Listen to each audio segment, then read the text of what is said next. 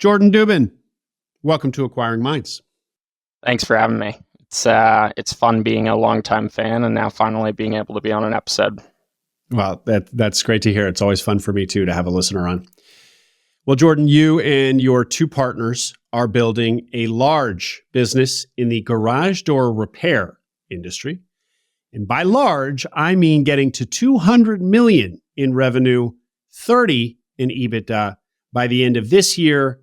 And your first acquisition closed only in March of this year. That is an incredible pace. Let's hear about it, Jordan. How did this hyper-growth roll-up begin? Yeah. Well, thank you again for having me on.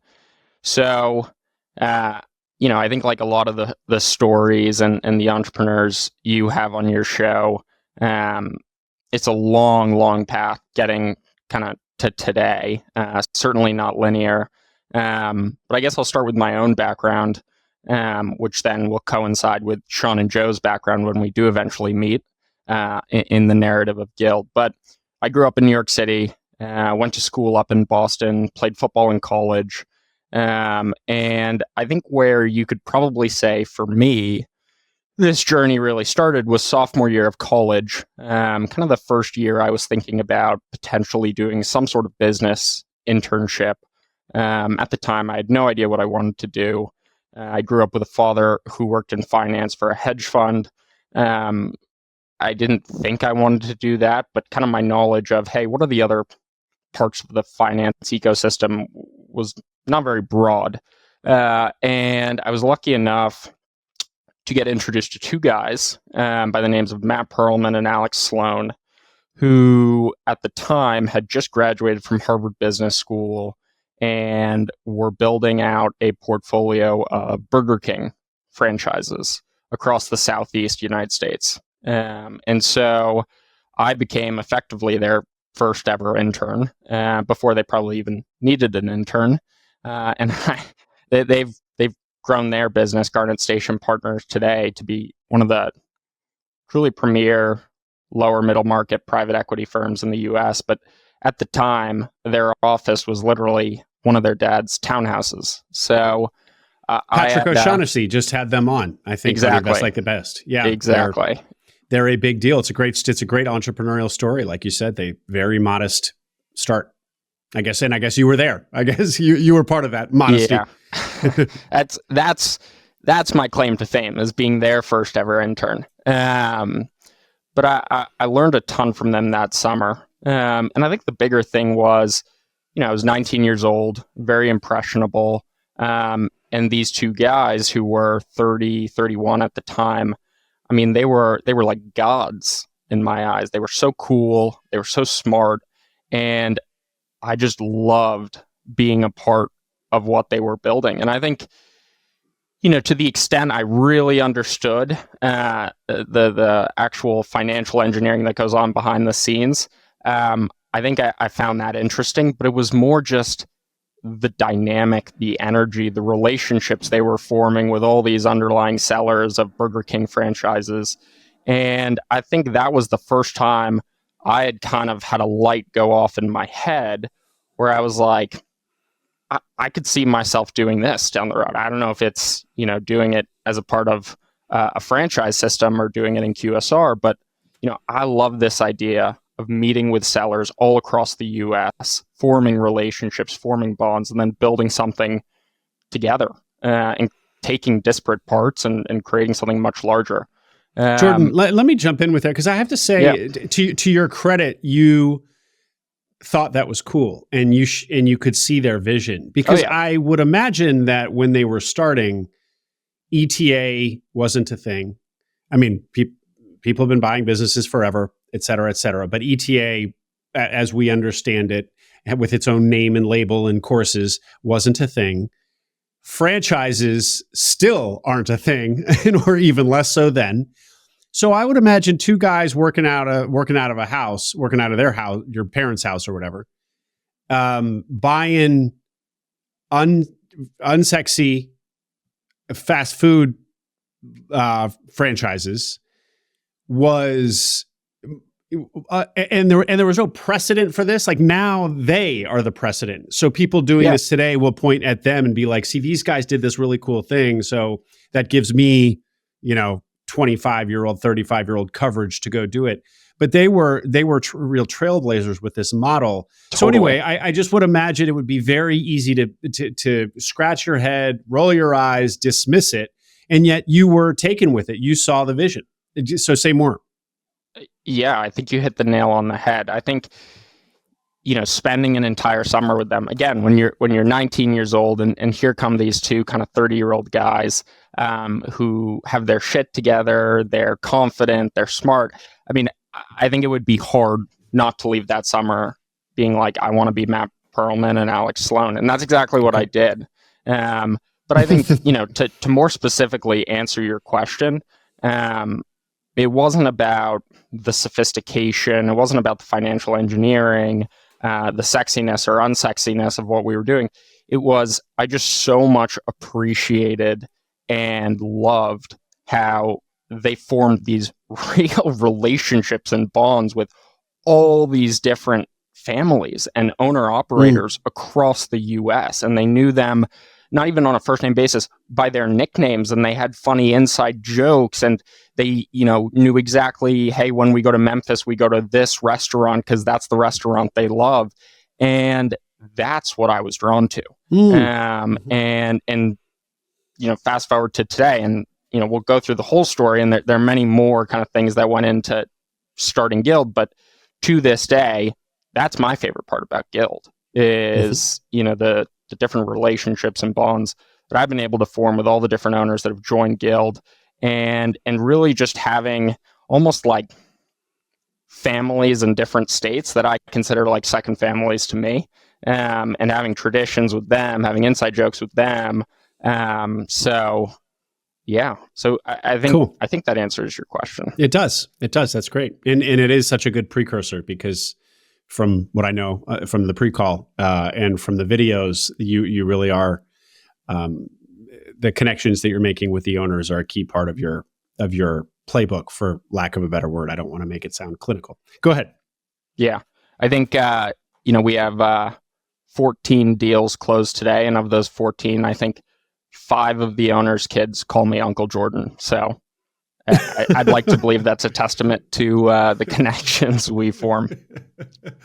Although, how old are you, Jordan? That does make you seem old. And you're like what? 20 what?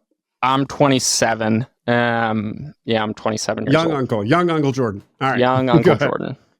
So I think that was kind of the spark that started the fire. Spending that summer with Alex and Matt, and I think I point blank said to them at the end of the summer, what do I do? How do I become you two? I want to be you two. And, our relationship, my relationship with Matt and Alex has grown immensely over the last, I guess, decade. And they have been two of the most influential people in my life. I think, I never grew up with a brother. They're probably the two closest things I have to older brothers. And so they really laid out the roadmap for me. And they said, look, you got to start with investment banking and then, go to a great private equity firm and then take it from there. See where things go. You'll probably change your mind. This is not what you want to do, but start with banking and then do private equity. And so I did just that. So ended up working in investment banking, like many people do in the finance world right out of college. Spent 2 years at Goldman Sachs. And then after Goldman Sachs, I went to a private equity firm called L. Catterton. My first day on the job at L. Catterton, I met Joe Delaney and Sean Slazik. So they had both done 3 years of investment banking at different banks at Citi and Barclays. And I'd done 2 years at Goldman. But we were a part of the same associate class. So I think there were 8 associates in our class, but we all came in together. And that's where I met my 2 partners, Joe and Sean. And then while we were at Catterton, we spent about 2.5 years there. The beautiful thing about our experience was we basically exclusively focused on buy and build investing.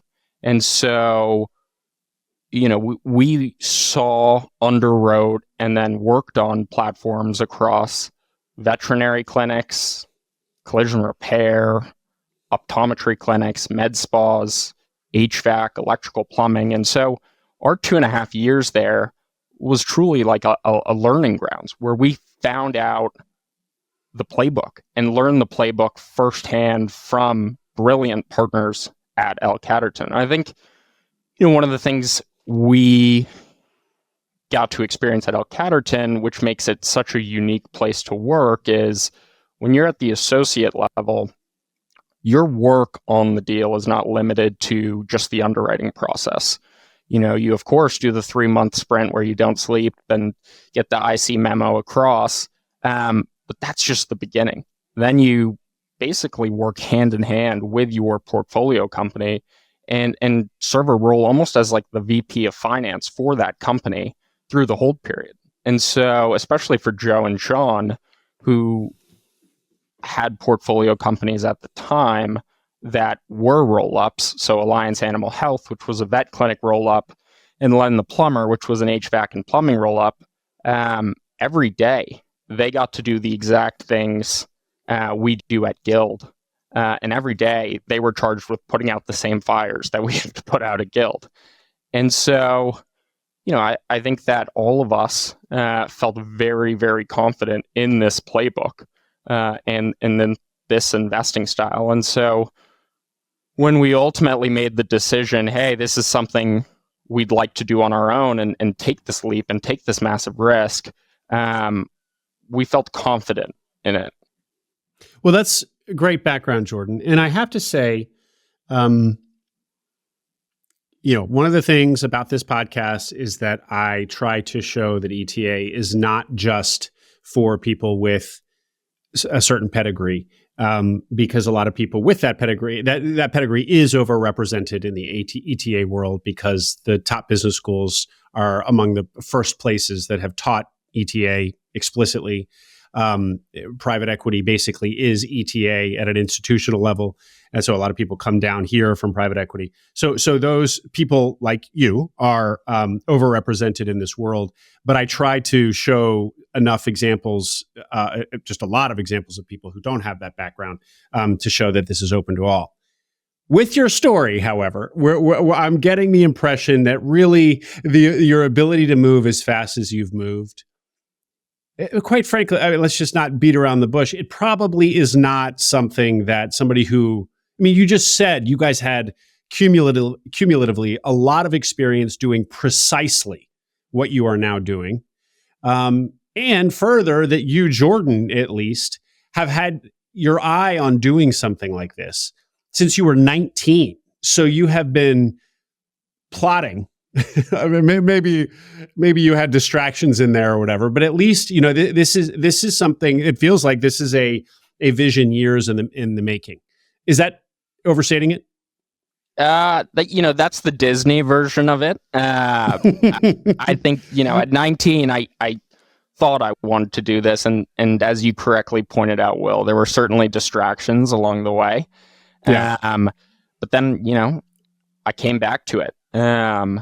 And I think Catterton was a really good experience for all of us because, we learned so much about this investing style.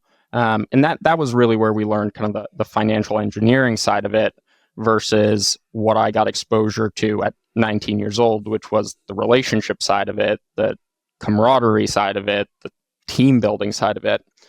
But I think that for us, what we saw, and one of the reasons we had the confidence to go out is there are all these lower and middle market private equity firms who are paying these high premiums for residential and commercial services platforms when they eclipse 20 million of EBITDA. But they're not the ones going and starting them from scratch. They're not the ones willing to go stack pennies and fly around the country to create that scale. Because at the end of the day, when you're a private equity firm, whether you're the smallest lower middle market private equity firm or you're a large middle market private equity firm like an L Catterton, you have so much money to deploy that constantly, time and time again, I would hear the partners at Catterton during the IC discussions ask, is the juice worth the squeeze? And so there is always going to be a threshold of a deal of a company that is too small to warrant the attention and time of a lower middle market private equity firm, even if that business is growing 20%, 25%, even if that business has best-in-class management. And so I think we saw that niche and that gap as, hey, here's where we can put our thumb on the scale. Here's a niche we can own and play in, where we're not trying to be someone we're not. We're not trying to be heroes and go head to head with every single private equity firm, every single well-capitalized private equity firm with a deep team of operating partners. This is the part of the ecosystem where 320-year-olds can actually be uniquely advantaged and create something very special. And so 320-year-olds, yeah. And wait, so actually, let me pause you, Jordan, because I want to get into the thesis in some detail. But first of all, for those who don't know the private equity world, L Catterton is a name that anybody in private equity would know. This is a well-known. Yeah, I mean, L Catterton's a great firm. They're I wouldn't say it's as well known as a Blackstone or a KKR, but they're pretty well known in the consumer space. And as you can probably tell, I think the world of L Catterton and the partners there, we, myself, Joe, and Sean would not be where we are today without them. And you said that you saw how private equity firms like L Catterton don't go, is the juice worth the squeeze? They don't go below a certain threshold of EBITDA. Yet down here in the lower middle market of ETA, we always hear that things have gotten so competitive that private equity is dipping below $2 million of EBITDA. And so the needle to thread is to find that business that's 750,000 of EBITDA or SDE up to $1.5 million. Below that, it's too small. Of course, there are countless acquiring minds guests who are counterexamples. But the conventional wisdom, below 750 is too small. Above $1.5 million of SDE or EBITDA, you're going to start competing with private equity.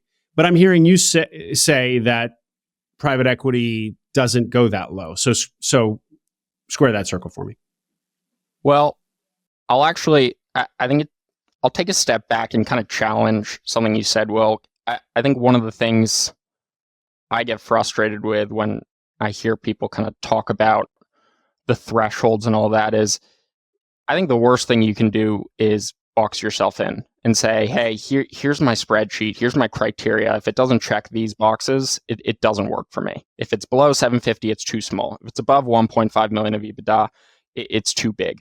I think that you have to stay flexible. You have to stay nimble. Most of the private equity firms I've seen, they're usually looking for $1 million plus EBITDA businesses. However, that doesn't mean you can't compete in that $1 to $4 million EBITDA range. Similarly, I guess the rule of thumb, as you pointed out, is, hey, don't go below 750K of EBITDA for all the reasons I acknowledge and understand. But we've acquired now 2 businesses that do between 400,000 and 500,000 of EBITDA that in the hold period we've owned them have all reached 750,000 plus of EBITDA. And had we kind of said to ourselves, hey, we're never going to dip below 500, we're never going to dip below 700, we may have now partnered with 2 of the fastest growing companies we have. And so I think that in this world of lower middle market, ETA, roll-ups, private equity, whatever you want to call it, there are so many other things you have to look at. So many other intangibles, non-financial metrics you have to look at to really see, okay, this is a company primed for growth. And I think that's where we've been really successful, is our willingness to be creative, our willingness to evolve and we're ever evolving to best position Guild for growth. I mean, not including tuck-ins, because those obviously get very small. Our smallest partner company has $400,000 of EBITDA. Our largest partner company has $7.5 million of EBITDA. There's no private equity firm, PE-backed platform that would ever tell you our EBITDA range is 400,000 to 7.5 million of EBITDA. Like, someone would laugh at you. But that's exactly what we've done. Well, I want to return to the 401, Jordan, and talk about some of the intangibles that you saw in that particular business that entice you to go that low. Back to the thesis formation. So there you guys are at L Catterton thinking, we can do something like this for ourselves. We see that there's a gap in the market because private equity isn't going to go as we're willing to stack pennies, as you put it.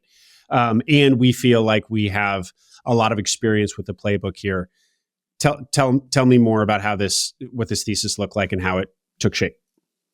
Yeah, so it's funny because in many ways it feels like just yesterday, but in other ways it feels like a lifetime ago.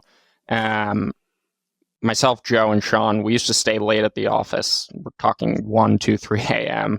and talk about this. And for so long, it felt like one of those things. Yeah, we'll talk about it. We'll pretend we're going to do it. And then it's never going to happen because it's so scary. There's so much risk. And I think one day we were just like, it's time to put up or shut up. Every single person in finance talks about doing this, but we got to burn the ships. We got to do it. And so I think we came to the conclusion that, we just got to commit to this, and talking about it, strategizing, trying to source on the side when you have a full-time job, you're just never going to get anywhere. And so that was kind of us getting started. But in terms of the thesis generation, we had spent a lot of time looking into the residential and commercial services categories in our last year at L Catterton. Ultimately, we ended up settling on residential services as kind of the category that we wanted to create a platform in, and ended up acquiring Len the Plumber, which was an HVAC, plumbing, and electrical platform, and going into the HVAC market along with what seemed like every private equity firm at the time, and still to this day. And it's been, to my understanding, a phenomenal investment for L Catterton. But one of the things we saw about the residential services category more broadly that was really enticing was there was real industrial logic that supported consolidation. You had all the underlying attractive parts about the industry and the companies, things being non-discretionary, having very good free cash flow conversion, all kind of the line items you check when you're like, hey, if I'm going to do a roll-up, what are the 5 things that matter? But aside from just those 5 things, what you saw with HVAC was when you take 4 businesses and bring them together, if you really do have strong intentional integration, you can right-size those P&Ls so quickly. And, whether it be procurement savings go to the manufacturers, eliminating duplicative back office functions, again, there is real industrial logic that supports consolidation. You're not just shoving things together for the sake of gaining scale. And so our thesis, which isn't a novel one, was this does not just apply for HVAC, plumbing, and electrical, but in fact, this speaks more broadly to the residential services category as a whole.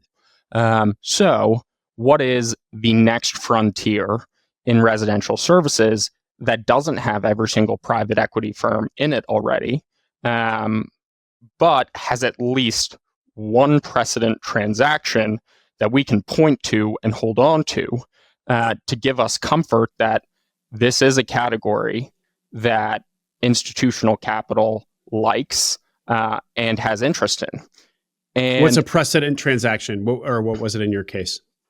For us, it was A1. But I think that point is a really important one. When I have people kind of ask me about the Guild story and they are thinking about doing something similar or just want to understand how I made the decision, one of the things I tell people, which is very true, is, it's all great and good to say, hey, we're going to go into this category where no private equity firm is, and find the next frontier. But I think you have to be very intentional that, the next frontier has to have some sort of proof point. If you're going to play a role in the ecosystem, a role in the food chain, you don't want to go into a category where nobody has established any type of platform. No one has built out the proof points for the industrial logic that supports consolidation. No one has kind of put up a benchmark, a watermark for, hey, this is what a scaled platform trades for.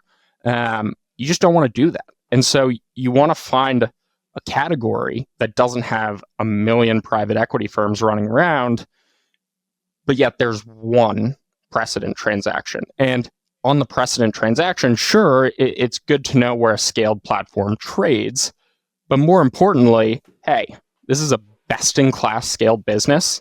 Let's reverse engineer what they do to understand what the tech stack is in the category, how you have best-in-class employee retention, how digital marketing plays a role in the category. And so the ability to learn from someone else is critical. And I've always thought what's made Guild so successful is we're not the first mover, we're the second mover.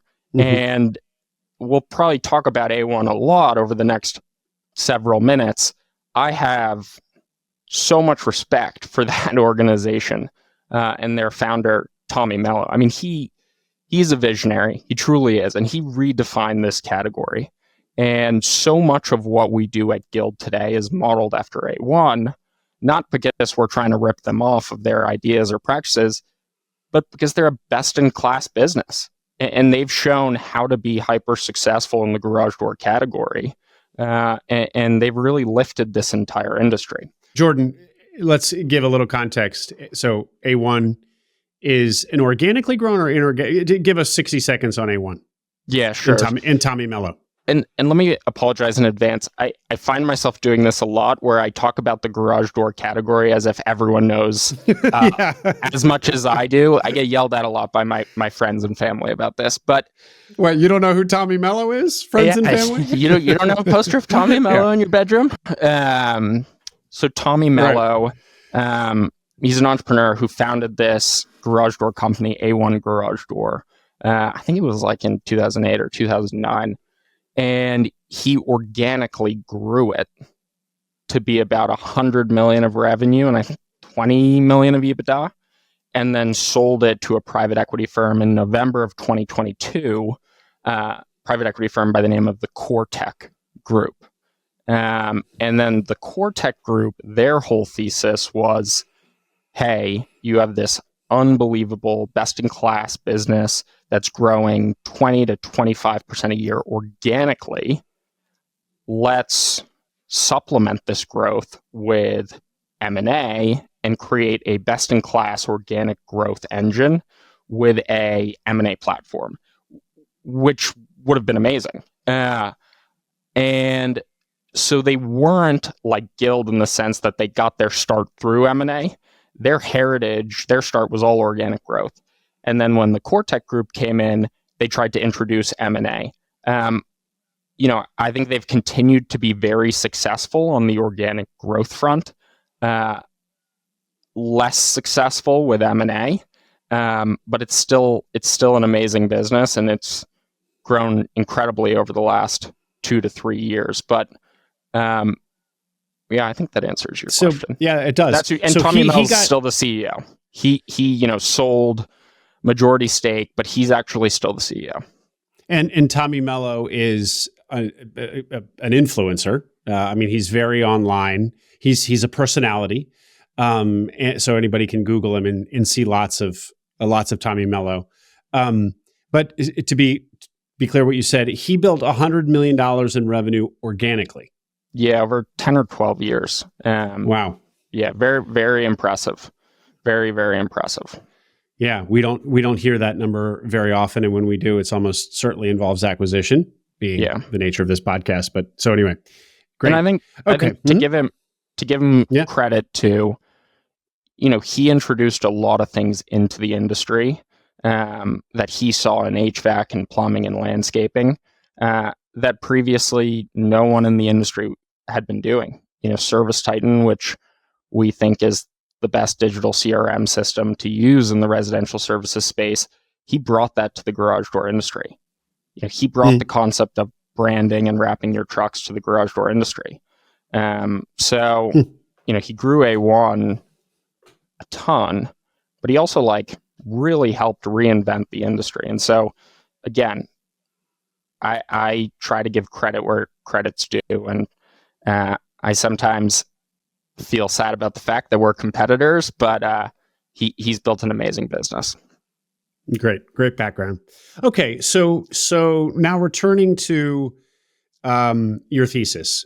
So one of the things that you just articulated is you use this phrase "last frontier" or "new frontier" or "next frontier." So I guess in private equity land, there's always looking for the next category where there's opportunity. Yeah. And HVAC is long since picked over. It's the poster child for private equity being hyperactive in the category. And so you were looking for other residential services, home services categories. And one of your criteria was that there at least be a precedent transaction, which you just described, Tommy Mellow selling to Cortec. What other criteria are there? What else did you use to zero in on garage doors? Well, I'll just kind of set the stage for you, what we saw. And you can do all this desktop research, desktop diligence, and you can gather all these facts. But as I tell Joe and Sean all the time, and I think they're ready to punch me in the face now after I say it for the 100th time, but this is not taking a final exam in your college fin class. It's, you can gather all the research you want. You can have all the expert calls you want. But how you win and how you create is getting out there, getting in the game, convincing owners to join your vision. And so, but obviously the research is important, and understanding what you're walking into is important. So here were the facts that got us so excited. You had a category that was 92% fragmented, had roughly 15,000 independent garage door repair companies. On the residential side, had a total addressable market of around 13 billion. On the commercial side, 20 billion. The category was set to grow 7 to 9% over the next 5 years because it had historically been in the Stone Age. Digitalization was just starting to be rolled out. Owners were leaning into branding, best practices. And so you had this category that was about to hit its breakout point, similar to, honestly, HVAC 10 years ago. And it kind of set the stage perfectly where, hey, do you want to go in and be the acquirer of choice? Of course, but just getting exposure to this category would make for a great investment. So that's kind of what we saw. And then, as I alluded to earlier, and I don't mean to sound like a broken record here, there was real industrial logic that supported consolidation. In the same way that in the HVAC industry, as you built scale, you could go to the manufacturers, you could go to different people in your ecosystem and realize procurement savings. You could do the same thing here, where as you scaled up, as you had more volume coming through, you could go to the manufacturers that provided the doors for you, the manufacturers that provided the motors for you. You could go to the people in your ecosystem, even like the service titans of the world, or the insurance providers, or even the providers of fleet management. I think today we have 600 vans on the road. You're telling me the person buying 600 vans can't get better pricing than the person buying 10? So, all the same things that, again, made HVAC so successful existed here. The only difference was there weren't 25 PE-backed platforms doing it.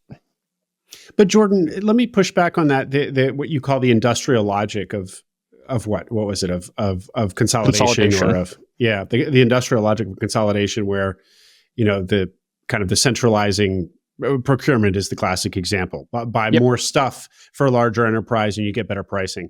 That doesn't seem. You're saying that as if in other roll-ups that doesn't happen. I thought that was one of the reasons to do a roll-up anytime, anywhere, any category. You're saying surprised. is it you'd be surprised. Say more. Okay.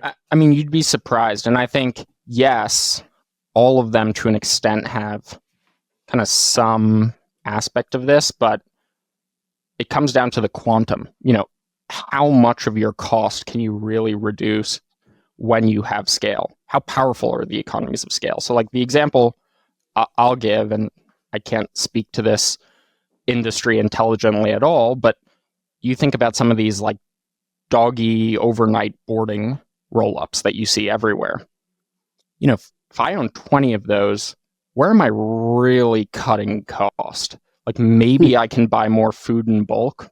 Maybe I can buy more shampoo in bulk if I'm shampooing the dogs, but like, is that a needle mover? No, because like the shampoo and the food is not a real cost line item in my P&L. Go to the garage door category, the doors, what you're buying from the manufacturers, the motors, like the LiftMasters of the world, what you're buying to operate those doors. I mean, we're talking hundreds of thousands of dollars per company in savings. And so I think you're right that there's some flavor of it in most roll-ups. It's just a question of how powerful is it? And can you extract those savings? Great illustration. Thank you. Okay. And are there more criteria? I mean, there's one I remember from the pre-call that I really want you to talk about. Do you recall lack of a platform size? Oh, yeah. So the other thing, as we learn more about it, we asked a ton of people in the private equity space, why has nobody rolled up garage doors? We have built this spreadsheet. It checks every box. It seems perfect. What are we missing? Are we walking into, a dumpster fire? And, what people said was, yes, a ton of private equity firms have been circling the category very closely since the A1 deal got announced. But the issue is there's no platform of scale out there. There's no single digestible asset, not even at a platform scale, at $20 million plus EBITDA scale, but an asset that had $5, $6, $7, $8 million of EBITDA that could serve as the base of the platform. And so you really, really needed to go in and start it from scratch. And I think the other factoid I mentioned to you, Will, on our previous call, which I should have mentioned when I was setting the scene and getting everyone excited about the garage door category, was that of the 15,000 garage door repair companies in the US, only 100 have greater than 2 million of EBITDA. 100. Mm-hmm. And of those 100, less than 20 have less than 10 to 15% new construction exposure. So when you think about your target universe, it's tiny. And so I'm sure this will be your next question, so I'll just start talking about it. The thesis, how we evolved our thesis was, okay, this is a great category, but we have to move fast and we have to move now because there are 10 to 15 prime candidates out there and only 10 to 15. And we have to get as many off the board as possible before anyone else can take them. But if you do take 10 of those 15, 8 of those 15, you create not just a lead versus potential future institutional capital competitors trying to come in and build a platform. You create a moat because now you've created a digestible asset, but there are no other digestible assets out there. And so we got started and we basically said, okay, we need as many of those 10 to 15 companies as possible. Now, how are we going to do that? This is really an interesting criterion or characteristic of an industry that people should think about, that there's no, at least these big categories like a home services category, that there are no platforms of size in the category, not a one. So there's nowhere for a would-be consolidator to get a toehold. Doesn't that say something about the industry? Like that these businesses can't be big unless you can do some new sort of national play, because otherwise they would be, right? There would be somebody has a $10 million. And how are there none if Tommy Mellow built to 100 million? He was just so out there and everybody else was languishing at 5 million EBITDA at best and below, sort of thing? Not even, like 2 million EBITDA and below. There was one $7 million one who's actually a part of Guild now. Plus garage doors. But no, you're asking all the right questions. So first I'll answer the last question, which was, yes, Tommy was just so far ahead of everyone historically that he was the one who was able to achieve this scale. I think two, growth in a category where there is no scale is almost exponential, where he was able to realize so much better pricing from the manufacturers, from the different people in the ecosystem, that it was almost like A1 was on rocket fuel and everyone else was on vegetable oil. So I think that answers your question about Tommy. I think your question about, hey, if there are no players of scale, isn't the writing on the wall that scale shouldn't exist here? And I think it's the correct question to ask. And I think what I really want people to understand is when we had all these amazing facts about the garage door category, we were still very skeptical. We asked ourselves constantly, what are we missing? What are we missing? Like, we are not smarter than private equity. We did not just discover fire. What are we missing? And I'll talk about them a lot more later, but I think one of the reasons my partnership works so well with Joe and Sean is I'm kind of the eternal optimist. Joe is kind of the eternal pessimist.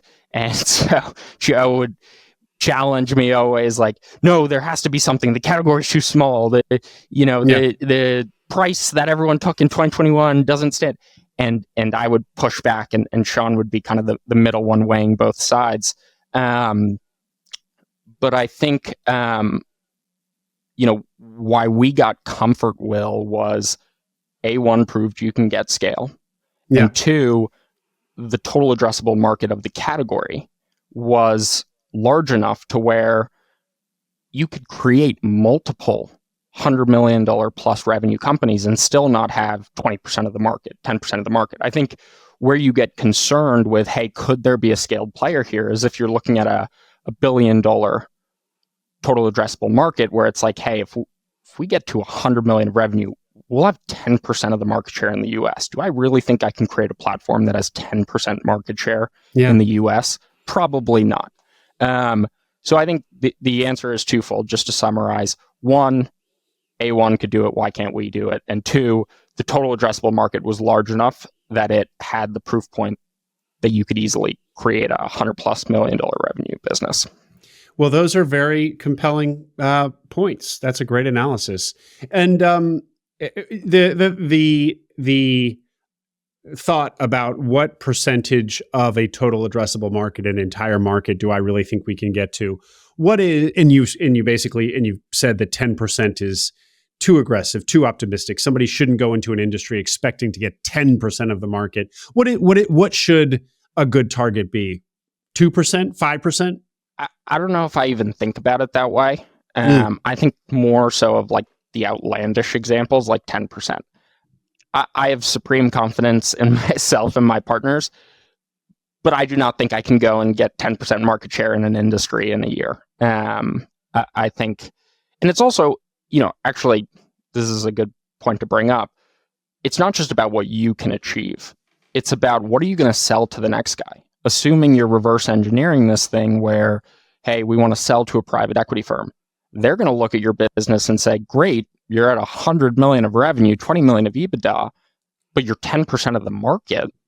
What am I going to do? I'm going to make a 25% market share player. You've left no meat on the bone for me. Mm-hmm. And so I think what you have to be very intentional about is thinking not only about the growth that you can realize, but putting yourself in the shoes and the mind of the next guy, the next buyer, and deciding what are his value creation levers going to be? How is he going to grow this? And if you're at 10% market share and he has to underwrite 25 to 30% market share, you have an issue. Yeah. Because he's going to do the same thing. He's going to say, when I sell this to KKR, they have to have 70% market share. Like, you know, it's not going to happen. Such a great point, Jordan. And not just in the context of the scale at which you're operating. For any ETA, person in ETA, considering buying a business, even for those of you who are thinking you'll never sell the business and you're buying it for your career, it's definitely wise to at least consider the exit strategies. You never know, and so always be one of your matrices of your analysis should be, what does this look like to the when I'm the seller to a future buyer? Such an important exercise. Great reminder. I think that you don't want to be too hyper-focused on this, but I think there's certainly an element of reverse engineering that needs to be consistently present in the mind of everyone as they build and scale a business. Because if your ultimate goal is to sell the business, whether it be a single company via ETA or you're trying to do a similar roll-up to Guild, you can really change the trajectory of the exit with 2 or 3 small decisions. And so for us, we almost made like a fake sheet, a fake one-pager of the eventual future sim of Guild and said, what do we want this to look like? And so we said, okay, size, we want it to be, at the time, we wanted it to be 20 million of EBITDA. So we said 20 million of EBITDA with 20% margin, so 100 million of revenue. We want new construction to be sub 10%.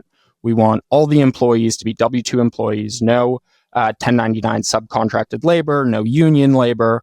We want everyone to be on the same CRM, everyone to use the same financial ERP system. So we want everyone to be on ServiceTitan, everyone to use Sage for accounting, everyone to have ADP for HR. And when you have the little box on the right that says future growth levers, here's how you grow the business. When the bankers pull together these SIMs, we want the growth levers to be continue to push organic growth, launch a greenfield strategy, which is instead of acquiring a business in a new market, just start from scratch. And 3, take the proof points we will have developed around tuck-in acquisitions and really supercharge that. So take these beachhead partners that we've brought together and do 3 to 4 small-scale acquisitions per year per partner. And I think that exercise is really helpful for anybody. It was certainly very helpful for us. But again, I think there's a balance where you want to be flexible and you want to continue to evolve, but you want to remind yourself of what the true north is and what are the things that you can't compromise on. And so for us, honestly, the biggest thing is the new construction percentage. As the platform has scaled, obviously the goal no longer is 20 million of EBITDA. But we will not go above 10% new construction. That's just a non-negotiable for us. And so having that on the page from day 0 has really served as a reminder. So I think it's a good exercise. A great exercise. That's so fascinating. I'd love to get my hands on that one pager. Can we? Yeah, of course. I'll send it to you. Yeah. Great, please do. And it says 20 million of EBITDA though, so you'll laugh when you see it. So that's my question. So this was your imagined sim for when you guys go to market with the business that you've built. 20 million of EBITDA. You're going to hit 30 million by the end of this year, or you're on track to. So you were imagining getting to 20 million in EBITDA when? 2028. You're kidding. No, I'm not kidding. And I distinctly remember Joe. By the way, I love Joe. Joe's the greatest partner ever. I distinctly remember Joe saying, that will never happen. That's not realistic, Jordan. So just to make sure if people are only half listening or listening to us on 2X, listen, Jordan and his 2 partners were aiming to get to $20 million in EBITDA 2028. in 5 years, from 2024 through 2028. And one of the three partners said never going to happen. They're on track to hit 30 million EBITDA at the end of the first year. Yeah. That is crazy. We're going to hear why. But I got to really keep my eye on time because we're just winding up here. We haven't even done acquisition number one, but this is really rich, Jordan. But before we get into what your strategy was going to be, everybody wants to hear what are the categories that you liked but didn't make the cut. Of course. You gonna tell us? Yeah. I'll tell you guys. Great. Great. Well, we narrowed it down to two. Garage and tree servicing. And tree servicing right now is a really hot category for lower middle market private equity. It's a smaller total addressable market than garage. I think it's like 5 or 6 billion, maybe 7 max. But it's a really attractive category. And at the time, there was only one private equity firm executing a roll-up. Fast forward to today, I think there's like 10 or 11. And so I think it's a testament to how quickly the windows of opportunity open and close in these categories. And I think that certainly there's a line between being relentless but not reckless. But speed, if you're trying to create scale in these super niche hot categories, is paramount. Because the windows just close. And I've always kind of had a fear of being in a category that doesn't have a $10 billion plus total addressable market and duking it out with 15 private equity firms, just because, I know what we're capable of. I know where we're strong. And that is not a situation I think we can be strong in. And that is not a situation I ever want to be in. So... but yeah, why do you like tree? Why do you like tree if it's already getting a lot of activity? I don't like it anymore. I would never. You liked it a year ago or 2 years ago? I liked it a year ago. Yeah. When there was one private equity firm, I liked it a lot. I would never go into tree servicing today. Okay. So timing is a big part too. But I would distinguish between the strategy we do, which is large scale roll ups, and if you are kind of a ETAer, is that the word, the noun? I've heard that one. Yeah. ETAer. If you're an ETAer, you could argue tree servicing is the perfect category to go into because you'll always be able to find 1 or 2 or 3 great targets that have very reasonable valuation expectations that private equity has missed or just botched the pitch with. They came off as arrogant or rushed them. And you have all these platforms around you that are so desperate for growth and scale that if you can create scale with one asset, you will command a super premium multiple. So I am not an ETAer, but if I was an ETAer, I would target categories exactly like tree servicing, where there are 5 to 10 private equity platforms duking it out for a finite amount of scaled assets. You'll find 1 or 2. Like, it might take you a year, it might take you 2 years. You will find one, and then grow that business, and you will be the most coveted asset in the market. Yeah, it's so interesting, and it's just one of the patterns that I had no idea about, but that becomes really clear after doing my job as podcaster here in this world for a while, which is that that there's just this daisy chain. There's tiny little companies, and then if you can consolidate a few of those, then there's maybe some small, maybe there's somebody who, an ETA person who wants to buy a slightly bigger business who will buy it from you because they're trying to assemble slightly bigger businesses to sell it to a small private equity shop. It's a food chain. Who they are. And it's just, I had no idea that phenomenon existed in the market, but it's almost formulaic. Now, it does seem like you can't just assume there's always going to be buyers. It has to be a category with some, this isn't exactly what you were saying before, but related to this idea of a precedent transaction. There has to be some private equity activity. You can have to envision who a buyer might be, because I guess in some categories there just aren't buyers, probably. In probably a lot of categories, yeah. no? No, totally. Yeah. Totally. And I think, it's basic, but you want to be in a category that you think will be larger and better and more sophisticated in 3 years than it is today. You don't want to enter a dying industry. You don't want to enter an industry that's in the midst of change for the worst. Change for the better would be great. I mean, look at Garage as an example of that. But you want to ensure that, you have tailwinds and you don't have headwinds. So, yeah, I think you do have to be intentional. And one last, to your point about how fast things can happen. I mean, your point of tree services is the best example, that a year ago there was one and now there's 10 or whatever. Yeah. But just to use the HVAC, going back to HVAC, I've been doing this now for about 3 years, and HVAC, for my time doing Acquiring Minds, HVAC has been pointed to as like the hot roll-up category. And so I just naively assumed that it kind of was always thus. Well, no. I mean, I now know, including my business partner in Minds Capital, Nicholas James, and others who bought in the mid-late teens, and it was a completely unappealing, nobody there category. So I was wrong. I mean, I only came into it, it was already hot, but sure enough, just a couple years before I started doing Acquiring Minds, nobody was talking about HVAC.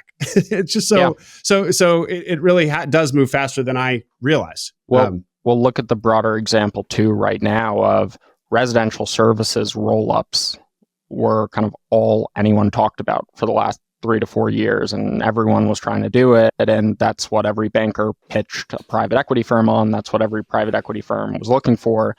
Now, all of a sudden, in the last 6 months, partially as a result of kind of the advent and sophistication of AI, is everyone wants to pile into white collar services categories now. Accounting, legal firms, IT services. Why? Because you have similar industrial logic that supports consolidation, especially when you have the potential of AI removing 50% of the workforce and costs improving 50%. So, or not 50% because there's some flow through, but you get my point. And so, you can look at categories, but it's also just like broader sectors, broader themes, broader investment styles. Like, it just, when things get hot, they explode. And I think it's like a follower's world, where if you have kind of one person show success in a category, one person show success with a thesis, you're going to very quickly see 10 other people mimicking it. Mm-hmm. Fascinating. Okay, Jordan. So you've decided on the category. Here we are at an hour. You've decided on the category. Yes. What is your strategy going to be? And we are going to have to pick up the pace a little bit. Sure. Forgive my constant questioning. What is the strategy? How do you start? Well, the strategy, it was very simple at first, which is get a single owner to answer my phone calls, which was very challenging. Took 2 to 3 months to get a single person to answer my phone call. And what we did was, how I thought about it was, I was like, okay, what is every ETA or what is every private equity firm going to do? They're going to sit behind their computer and they're going to pay for a $15,000 a year Grata subscription or a Zoom Info subscription, and they're going to send emails, 50% of which will go to spam, 50% of which will be opened by the owner, and they won't respond. I wanted to do things differently, even if it was harder, even if it required way more sweat equity. So we sourced in 2 ways. We would call people until they picked up, and we would write handwritten letters in large craft envelopes. And the envelopes had to be craft, because if they were white or yellow, they could be mistaken for like, hey, this is the IRS, I'm getting subpoenaed. But if they were craft and you hand wrote the name and the address on the front, an owner would pick it up and be like, oh, this is my niece or nephew sending me their art project from preschool. Then they'd open it and it would be a presentation from the Guild guys and a handwritten letter. What do you mean craft? Like construction paper? What's a craft envelope? Yeah, kind of like if you just like Google craft envelopes, it's kind of like a brownish can. I mean, you definitely know what I'm talking about. You just have never thought, okay, it's craft. It's kind of like this color, like almost like a manila folder. Yeah, yeah. Got him. And I mean, we probably sent 700 or 800 of those letters. Wow. And like, I think the response rate was like 10 to 15%. But when you think about it, I mean, that's 50 plus people, 50 plus targets getting on the phone with you and being willing to talk. And 2 of our first 5 deals came that way from handwritten letters. Three of our first 5 deals came from handwritten letters. And, when you get the owner on the phone, again, I was like, okay, what would a private equity firm do? They would sit there and they'd be like, okay, let's schedule a Zoom in 2 weeks. And then let's do a second Zoom and a third Zoom. I would always make up this excuse where I'd get on the phone with the owner and I'd be like, oh, that's so funny that you're based out of Georgia because I'm going to be there tomorrow visiting my great aunt Susie. Do you want to get dinner?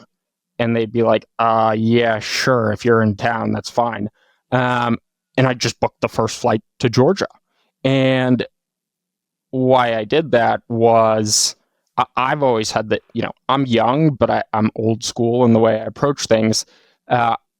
One dinner over a couple beers with an owner is the equivalent, in my opinion, of 6 to 8 Zooms, both in the information you can extract, but more importantly, the trust you build and the trust you develop.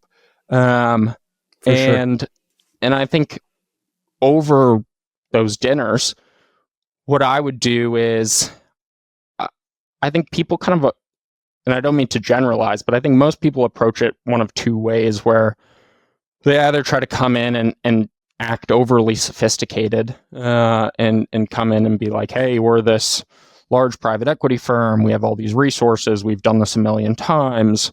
Trust us. And then you have kind of the other side of the spectrum. And again, not trying to generalize, where, someone buys a pair of cowboy boots to try to relate to the owner in Texas and makes up some story about their father or mother working in the trades their whole life, when in reality they were a lawyer. That's what we call the presidential candidate method. Yeah. and so totally fake. For me, I was like, I'm not going to do either of those things. I am going to be so authentic, so transparent that it's borderline like jeopardizing to the pitch. And so I would go in there and be like, I'm Jordan Dubin. I'm from New York City. And if you think a Jew from New York City can come in and run your garage door business in Georgia, you're crazy. If I took over your business, if I fired you and took over your business, it would go to zero.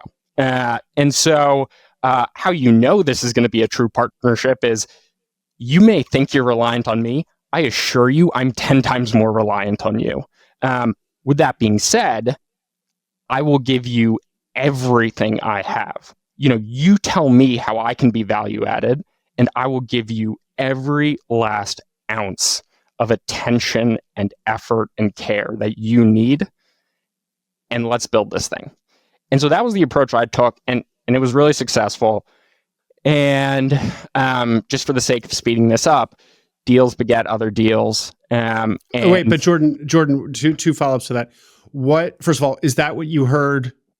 Remind me their names, the Burger King guys, Alex and Matt and Alex. Was that based on what they would say? Honestly, it's very similar. Like, they were very authentic. And I think, like, without even thinking, what would Matt and Alex do?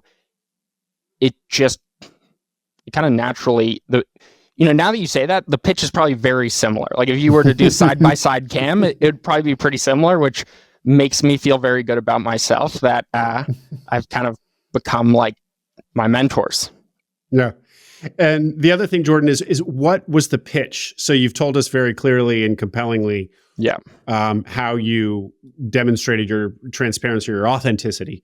But what were you selling? Come with me. We're going to build a giant freaking organization. And what? So what was the value add pitch there?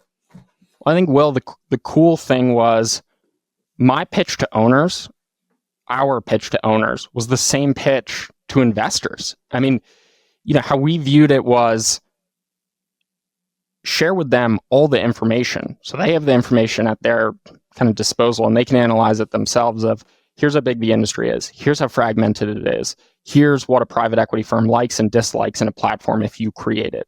We have this unbelievable opportunity to create a first of its kind M&A platform in an industry that has not had one built. To do that, though, we need awesome partners like yourself. Are you interested?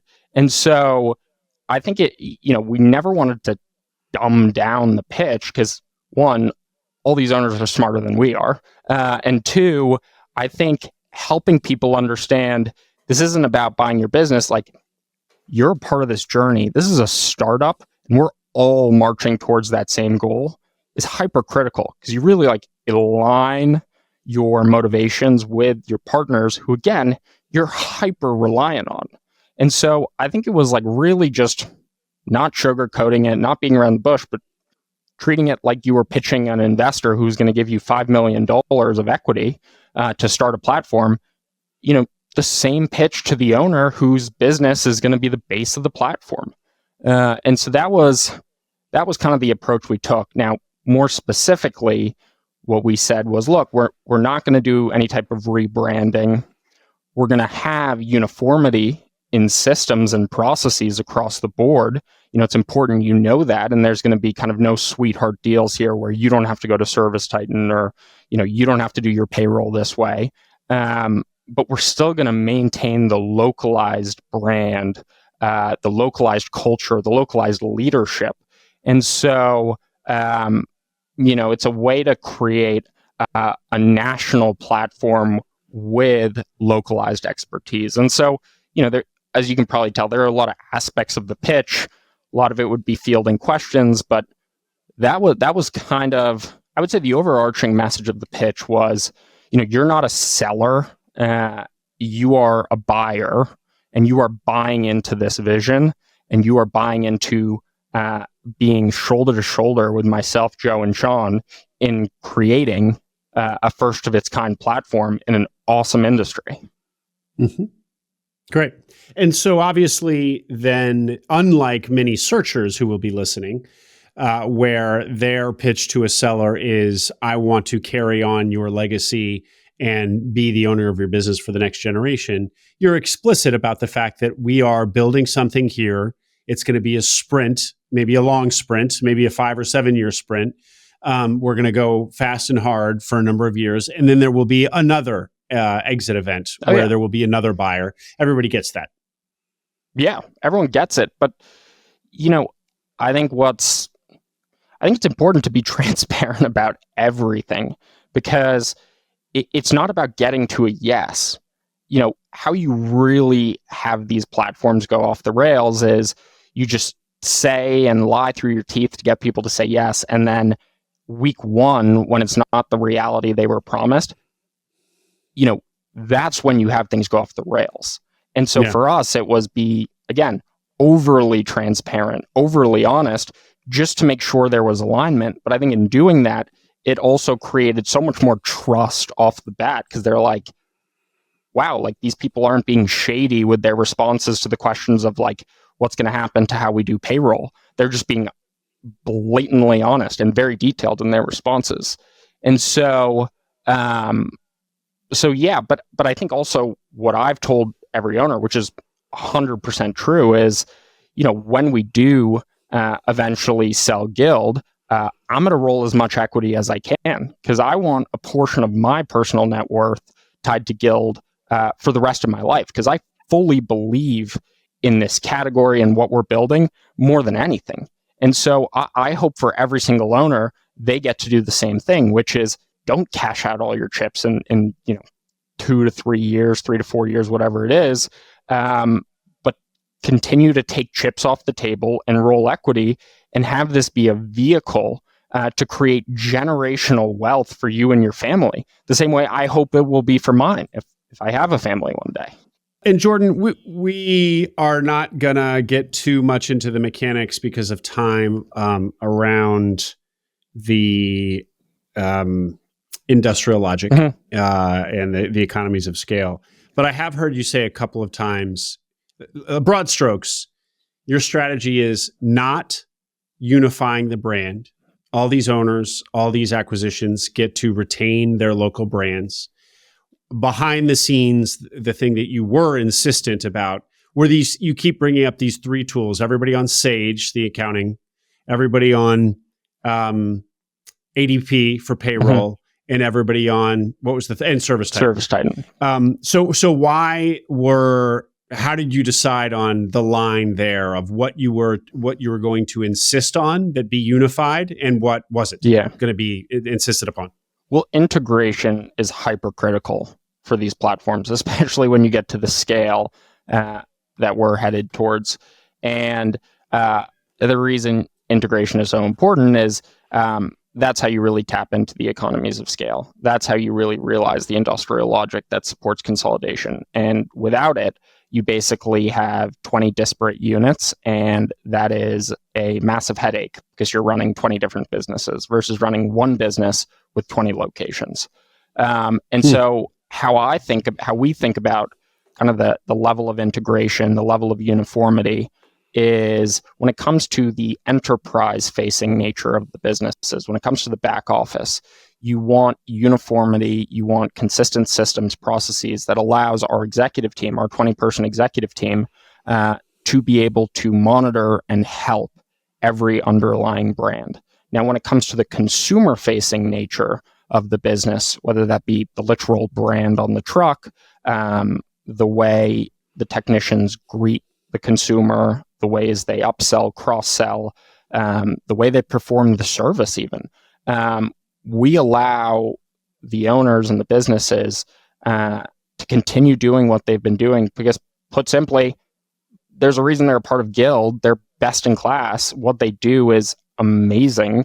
And why reinvent the wheel? Why change something that doesn't need to be fixed? And I think, one of the things that I've come to realize is, this country is so diverse and the underlying markets in this country are so different from each other that to assume what would work in Phoenix would work in Minneapolis is crazy. I mean, if you think not just in terms of the end consumer, but the topography, the style of homes, it's all different. And so I think actually where some of the platforms have actually shot themselves in the foot is trying to create this very uniform, homogeneous structure with one brand, one price book, one way to sell, and trying to do that nationally. I think you can do that in a regional sense. If you do a Southwest platform with San Diego, Phoenix, parts of New Mexico, but to assume that you can kind of paint the country one color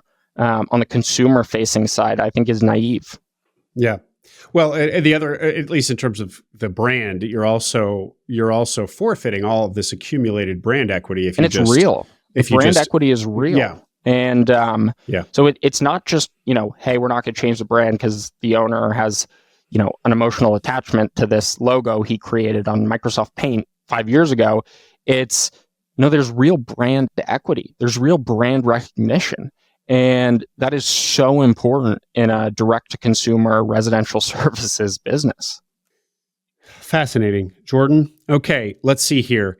Oh, we didn't get into, can you share what you touched on your pitch to investors. Can you share what that looked like, how much you raised to go do this? Yeah, we raised about $35 million up front and then put it all to work very quickly. And then have since taken on an additional $5 million of equity, so $40 million of equity total, and just put in place an institutional debt facility with a private credit firm based out in New York that gives us roughly an additional $85 million of dry powder to use. And will you then, so you don't need to raise any more equity likely? That's the plan. Yeah. That's the plan. But you went through your 40 or your 35. Went through the 35, pretty quickly, very quickly. Okay, and we're going to get to that quickness here is probably where we'll end things. What were you going to say? No, I'm ready for the next question. Great. And so when you can you share with us what it looks like, the structure of an acquisition? So when you're pitching an owner, what you offer, you give them a valuation of their business, and then what does the structure of the acquisition look like, or the partnering with you look like? Yeah, sure. So there are two types of, I guess, acquisitions we do, transactions we do. We have our partnership beachhead transactions, and then we also have the tuck-ins. Tuck-ins being, hey, oftentimes we'll buy a business that has 2 employees or even 1 employee and they're retiring, but you're buying it for the customer list, the sticker base. And so we'll buy 100% of those businesses and just roll them into one of our larger beachhead companies, like, for example, Right Way Garage Doors, run by quite literally one of my closest friends in the world, Jake Wold.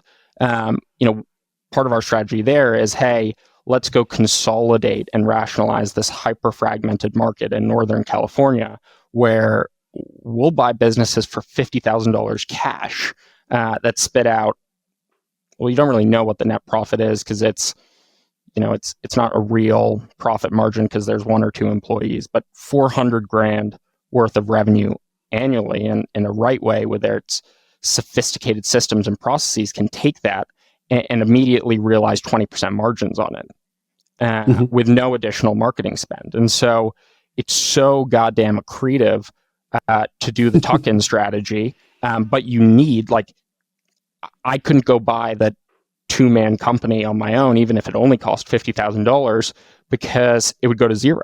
And so you need your beachhead partners like Jake and Right Way to support those tuck-ins. So that's tuck-ins. Now for our actual beachhead partners, again, like Right Way, like Jake Wold or Jeff Jordan, Sanford. And tell us the beachhead strategy first. It's kind of implied, but give it to us clearly and then tell us how the structure of this. So our strategy is twofold. It's 2 phases. We call it our land and expand strategy.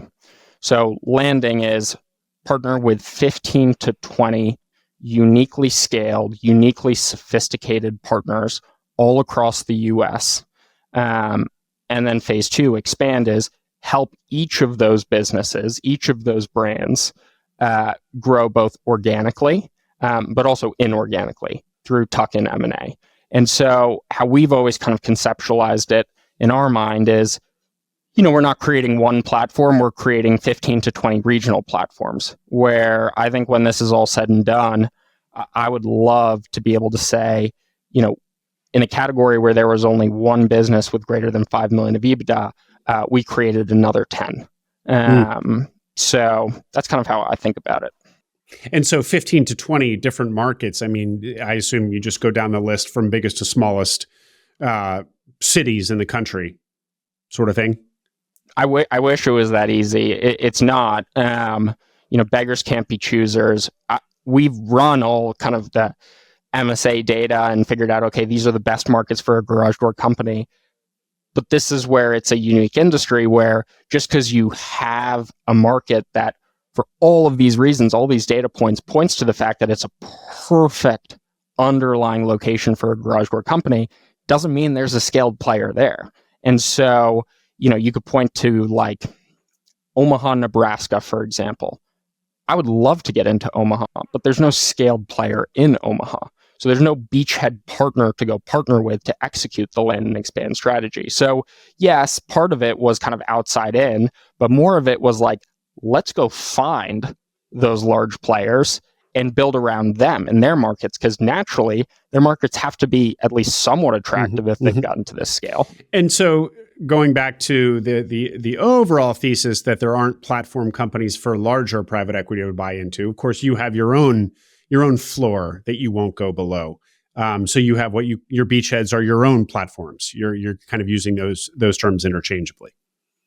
Yeah. So somebody listening to this who is willing to stack pennies, an opportunity for them would be to go buy a few small garage door businesses in Omaha, consolidate them, and then call you and sell to us. Kidding, not kidding. Oh yeah. I'm not kidding either. If you want to do that, I will be the happiest person ever. Okay. Join the family. Okay. And so thank you for the beachhead strategy. So basically those 15 to 20 are you're just going down the list of size where the biggest players are and going after the biggest players, the highest quality players in the industry.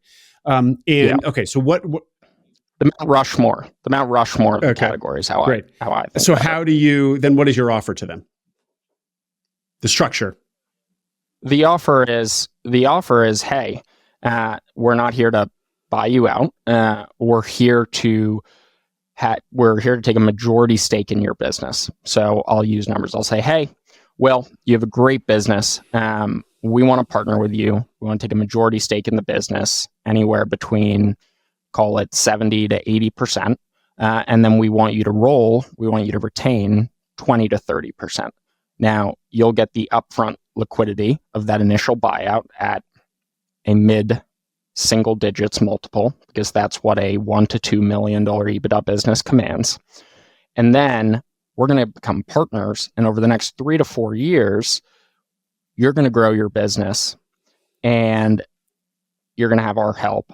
You're going to continue to realize cash flow from distributions every quarter, your pro rata share. So let's say, Will, you own 30%. In addition to your W-2 salary, you continue to get 30% of the excess cash flow hitting your pocket, hitting your wallet every quarter. And then in 4 years, when we go to sell this thing, you will get a quote unquote second bite of the apple. Now you may say, yeah, but I only own 30% at that point. However, not only has your EBITDA grown, your company has grown, but also this is where each of the underlying owners get to realize the massive multiple arbitrage, because they're selling off of their EBITDA. So let's say you went from 1 to 3, you're selling 3 not off the 6 to 8 times that you sold for in the beginning, but now you're selling off of a mid to high teens multiple, because that is what the second largest garage door repair business in the US would trade for. I mean, A1 traded for 21 times. So, come along for this ride. We'll work with you. We'll help you grow the business, but also we'll help you unlock a valuation range in terms of an exit multiple that previously was just completely unfathomable for a standalone mom and pop business, even if you did reach 5 to 7 million of EBITDA. And in this category, that doesn't exist except for one. And even they didn't get a mid-teens multiple. I can't do the math in my head, but that 30%, the second bite. So you end up making 2 to 3 times as much, even though it's 30%. Exactly. Wow. That's quite a deal. Now, in that structure, feels like, I'm no expert, but feels like a kind of a typical structure for a roll-up where you want the owners to continue to roll their equity and structure it that way? Yeah.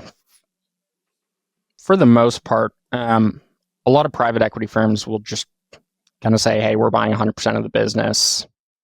Either you're in or you're out, just because they have the resources to deploy their own regional GMs. They don't need to rely on the existing executive team. And, I think that partnership is hypercritical to everything we do. And, when we do our next platform and our next platform and our next platform, we will always use the same model just because we think it works better than anything. But I guess if you were poking holes in it and you're trying to play devil's advocate, what you could say is, hey, you're doing all this work, but you only get 70% of the proceeds at the end of the tunnel. Why not just buy 100% of the business and put in a little extra work because you don't have the owner rolling, and you get 100% of the proceeds at exit?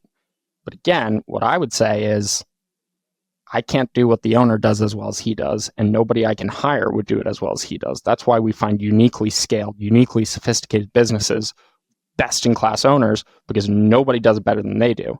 And let's come together and create a situation where 2 + 2 = 5 and not 2 + 2 = 4, and let's all benefit.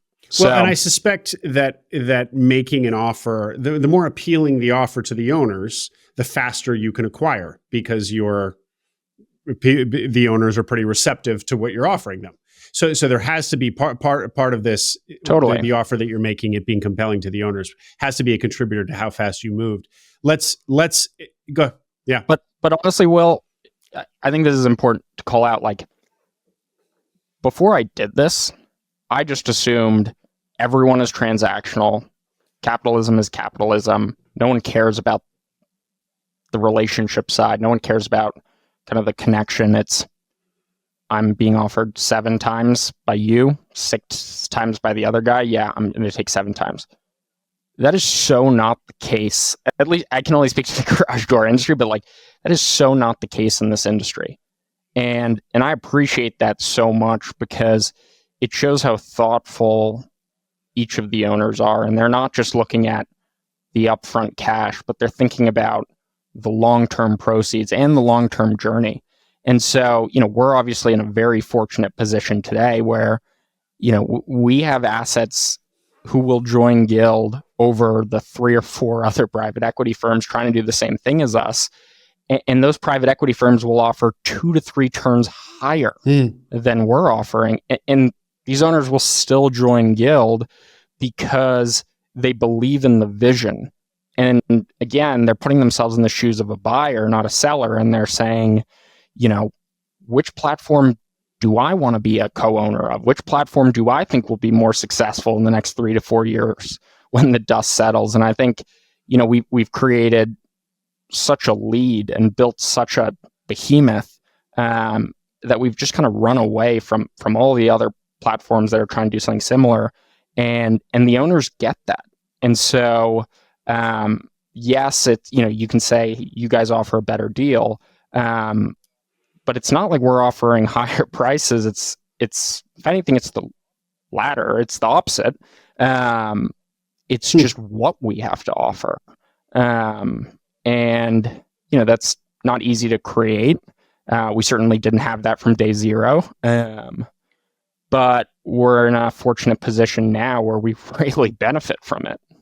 Jordan, let's close by hearing what you attribute moving so fast to, faster even than your own boldest goals of 20 million in EBITDA after 5 years, and you're going to be 30 million after your first year. You've said, well, please, what do you attribute all of that to? That's just breathtaking, really. 2 things. It's very simple. 50% of the equation is luck, and 50% of the equation is I have the best partners in the world. And when I say partners, it starts with Joe and Sean. They are the 2 best partners I could ever ask for. And I'm so thankful every day that we're on this journey together. And then the other side of the partnership equation is all the owners in Guild. I've grown so close to all of them, and I care so deeply about all of them, from Jake to Jeff to Carrie to Travis to Dan. I mean, all of them. And they're the reason we've been able to move so fast. Not just because they've reached out to their network and reached out to their friends to join Guild, but also because of their 110% commitment to growing this platform as a team. And it's really a beautiful thing, man. Like, I really think Guild has outgrown me pretty substantially. And now, as it continues to grow, and by the way, I have no doubt that this time next year, Guild is going to be close to 50 million of EBITDA.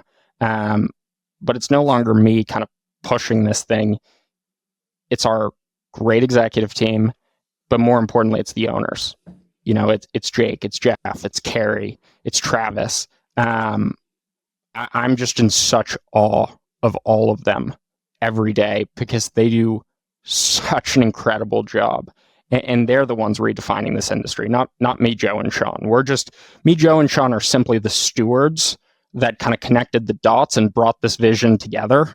The backbone of Guild are the owners, and they are what make Guild so special, and they're the reason we've been able to grow so quickly and become so goddamn big.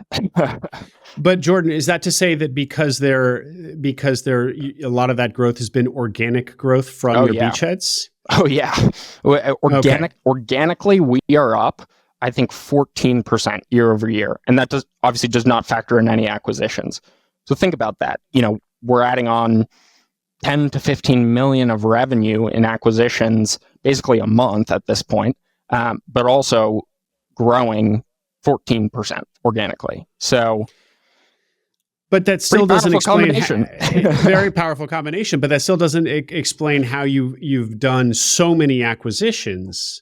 So how have you been able to do so many acquisitions in such a short amount of time? Let's leave aside. I'm sure I believe you that your beachhead owners are amazing, but still there's pieces to this that is to the credit of the three of you. How are you just that pace of acquisition? How are you executing? So that goes back to the first part, Joe and Sean. They're two of the sharpest individuals I've ever met in my life. And we all have poured everything into this for the last year. And we all play such different roles. And that's why the partnership works out so well. I'm on the road probably 4 to 5 days a week without fail. They are not, but they are in the office most days past midnight, closing all these deals, simultaneously managing 3 different legal diligence streams, 4 different financial diligence streams.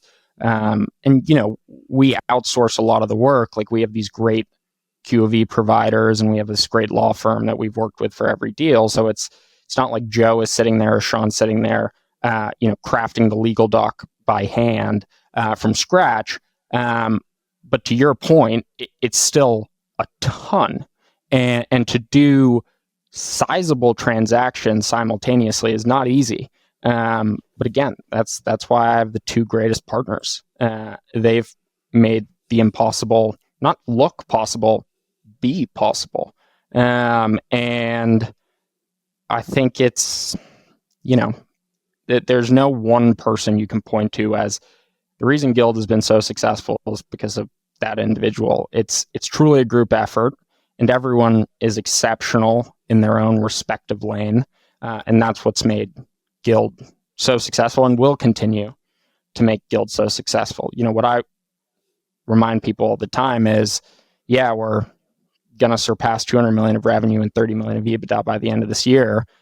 But we're also literally less than a year in from the close of our first acquisition. I think we're 9 months in, 8 months in.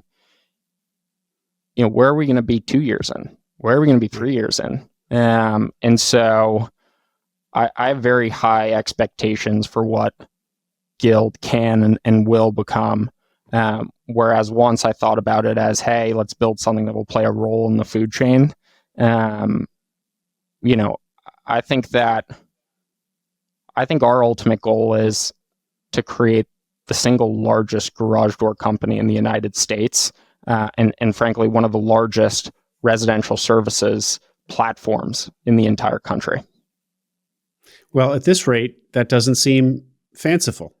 But Jordan, and then let me ask you, you attribute 50% to luck. I don't know if you're being humble, modest. I suspect you are.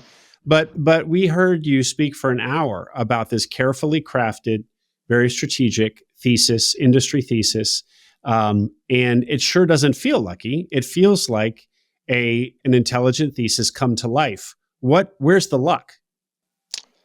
The luck's in timing. The luck is in the timing. The luck is in,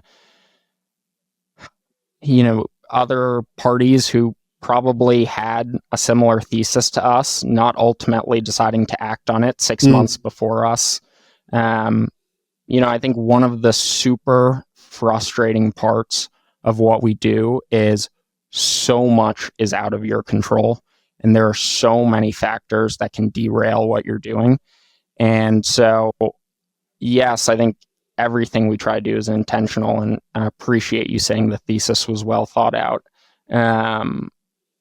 But, there's all the stuff that goes on outside of what we can control that either breaks your way or doesn't. And, we were lucky to have a good amount of stuff break our way. Well, fair enough. Those of us who experience good things, there's just a lot of good fortune there.